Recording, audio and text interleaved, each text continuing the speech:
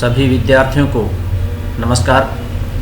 प्रिय विद्यार्थियों, आज हम पंडित दीनदयाल उपाध्याय शेखावाटी विश्वविद्यालय सीकर स्नातक द्वितीय वर्ष कला के हिंदी साहित्य के प्रथम प्रश्न पत्र में निर्धारित कवि केशवदास के पदों का अध्ययन करने जा रहे हैं।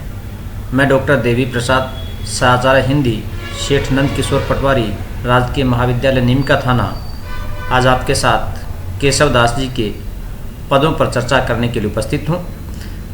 आज जो हम पढ़ने जा रहे हैं वह हमारे पाठ्यक्रम में जो निर्धारित है उसका प्रथम पद है और यह रामचंद्रिका के राम वंदना से लिया गया है। जैसा आप जानते भी हैं कि हमारे भारतीय संस्कृति में किसी भी काम को करने से पहले हम अपने इष्ट देव का स्मरण करते हैं और इसी परंपरा का कवि केशवदास भी निर्वहन करते हैं। यहाँ पर कवि केशव श्री राम के अनादि रूप की व्याख्या करते हैं और इस पद में यह बतलाते हैं कि श्री राम का जो रूप है वो अनादि है, अनंत है, उसकी व्याख्या करना असंभव है और उसके स्मरण से हमें कौन कौन से लाभ होते हैं, एक साधक को किस प्रकार से श्री राम का नाम स्मरण उसे महत्व पहुंचाता है या उसकी भक्ति में किस प्रकार से श्री राम का नाम लेने से उसे लाभ मिलता है, इन्हीं बातों का वर्णन यहाँ पर केशवदास जी करते हैं।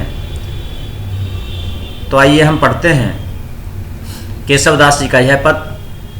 तो यह, जैसा मैंने बताया, यह पद रामचंद्रिका के राम वंदना से लिया गया है।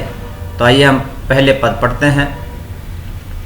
पूरन पुराण अरु पुरुष पुराण परिपूर्ण बतावें न बतावें और उक्ति को दर्शन देत जिन्हें दर्शन समझे न नेति नेति कहें वेद छाड़ी भेद जुक्ति को जानी यह केशवदास अनुदिन राम राम रटत रहत न डरत पुनरुक्ति को रूप देहि अणिमाहि गुण देहि गरिमाहि नाम देहि महिमाहि भक्ति देहि मुक्ति को। तो आइए पहले इसके कठिन शब्दार्थ को जान लेते हैं। पद हमने पढ़ा, अब हम जानते हैं इसके कठिन शब्दार्थ। पूर्ण संपूर्ण, पुराण पुराण, परिपूर्ण सब प्रकार से पूर्ण, उक्ति बात या कथन, दर्शन देत दर्शन देते हैं यानी सत्शास्त्र या धर्म दर्शन शास्त्र, युक्ति का अर्थ है उपाय, अनुदिन प्रतिदिन या नित्य, पुनरुक्ति का अर्थ है किसी शब्द अथवा कथन की पुनरावृत्ति करना।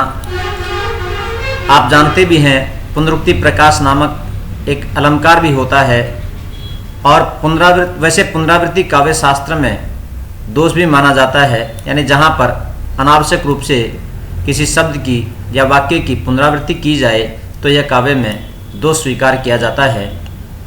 अणिमा 8 सिद्धियों में से पहली सिद्धि है जिसके द्वारा साधक अनुरूप ग्रहण करके अदृश्य हो जाता है। प्रिय विद्यार्थियों, सिद्धियां जो हैं वे 8 सिद्धि मानी जाती हैं और वे सिद्धियां हैं अणिमा, महिमा, लघिमा, गरिमा, प्राप्ति, प्राकाम्य, इशिता, वसिता, ये 8 सिद्धियां कहलाती हैं और इन 8 सिद्धियों का महत्व अलग अलग है। प्रस्तुत पद में 3 सिद्धियों की बात की गई है, जिसमें पहली सिद्धि है अणिमा और दूसरी है गरिमा। यह भी एक सिद्धि है जिसके द्वारा साधक इच्छानुरूप देह भार बढ़ा सकता है। और तीसरी सिद्धि है महिमा। इस सिद्धि के द्वारा साधक यथेच्छा अपने देह का विस्तार कर सकता है। तो आइए ये कठिन शब्दार्थ जानने के पश्चात अब हम इस पद का सरलार्थ करते हैं। तो कवि केशवदास श्री राम की महिमा का वर्णन करते हुए कहते हैं कि पूर्ण पुराण और पुरुष पुराण। ये जो पुराण हैं, जो पूर्ण पुराण पुराण और पुरुष पुराण, पुरुष पुराण का अर्थ है आप्त पुरुष। परिपूर्ण बतावे न बतावे और उक्ति को। जो पूर्ण पुराण हैं हमारे, जो आप्त पुरुष हैं, वे भी परिपूर्ण बतावें, वे भी परिपूर्ण बताते हैं। किसको? इस आप्त पुरुष को परिपूर्ण बताते हैं। अर्थात श्री राम को ये हमारे जो पुराण हैं वे भी जो आप्त पुरुष है और पुरुष पुराण जो आप्त पुरुष है उसे ही परिपूर्ण बताते हैं, उसे ही सब कुछ बताते हैं। अर्थात हमारे जो पुराण हैं वे भी, हमारे जो दर्शन शास्त्र हैं वे भी केवल और केवल श्री राम को परिपूर्ण बताते हैं। और बतावे न बतावे, पूर्ण बताते हैं, परिपूर्ण बताते हैं, न बतावे नहीं बताते हैं। और उक्ति को, और इसके अलावा उक्ति कथन, इसके अलावा वे कोई कथन नहीं कहते हैं। अर्थात इसके अलावा इस बारे में वे कोई बात नहीं कहते हैं।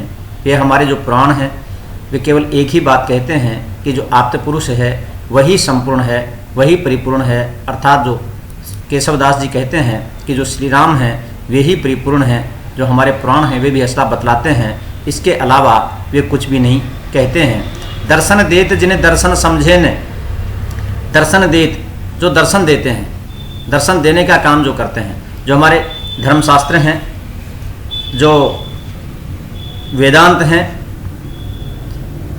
जिनमें सांख्य, योग, दर्शन आदि सभी आते हैं, जिन्हें दर्शन समझे न वे भी उसको समझ नहीं पाते हैं। देखिए केशवदास जी श्री राम की महिमा का बखान करते हुए कहते हैं कि जो धर्मशास्त्र हैं वे भी उनको पूर्ण रूप से समझ नहीं पाते हैं। अर्थात श्री राम के रूप को पूर्णतः समझ नहीं पाते हैं। अर्थात उनके पूरी तरह से व्याख्या नहीं कर पाते हैं।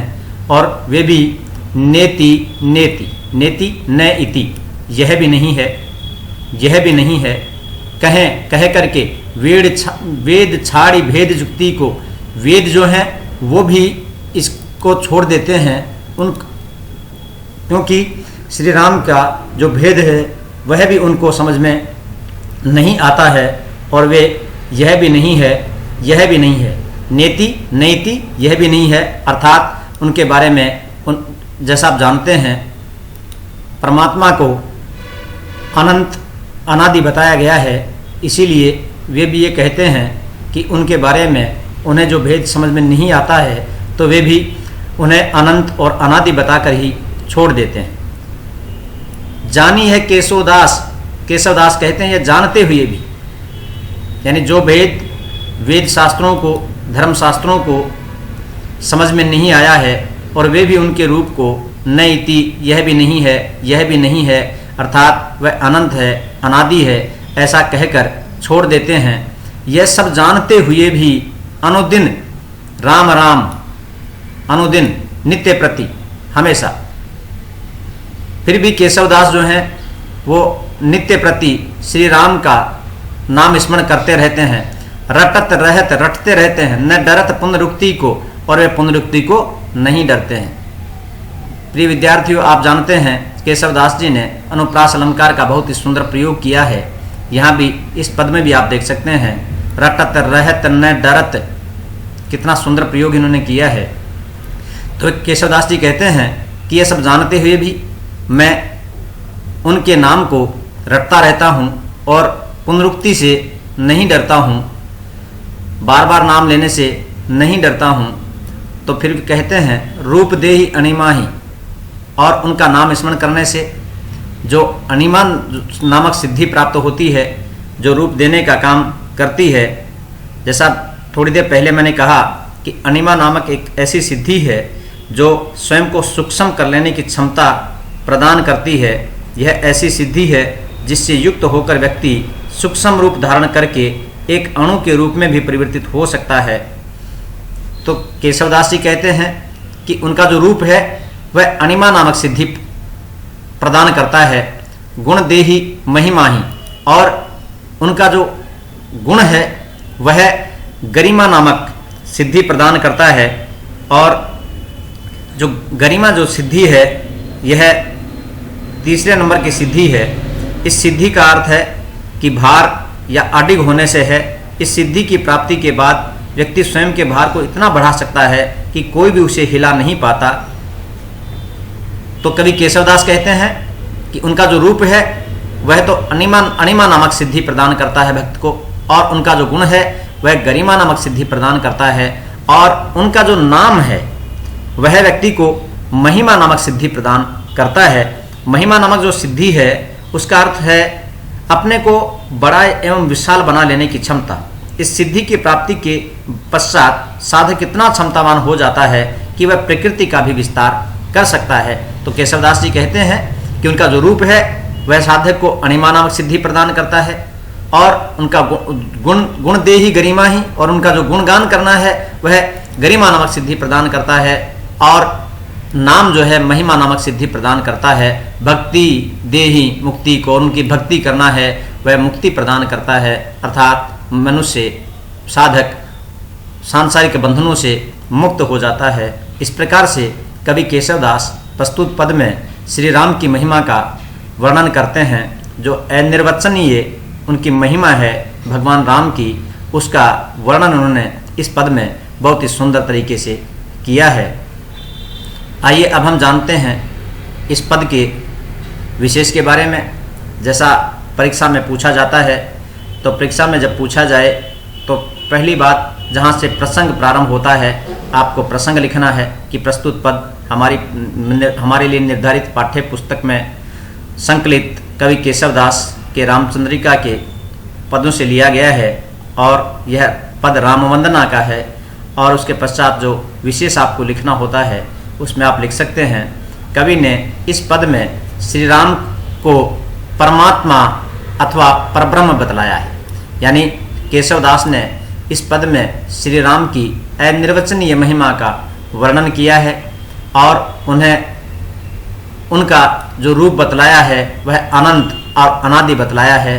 अगर अलंकारों की दृष्टि से हम देखें तो इस पद में अनुप्रास, यमक, पुनरुक्ति प्रकाश और संबंधातिशयोक्ति अलंकार का प्रयोग किया गया है। इस प्रकार से आपने इस पद को समझा, मैं समझता हूँ आपको ये बहुत अच्छे से समझ में आया होगा, और जब परीक्षा में यह पद आएगा तो आप इसकी बहुत अच्छी व्याख्या कर पाएंगे।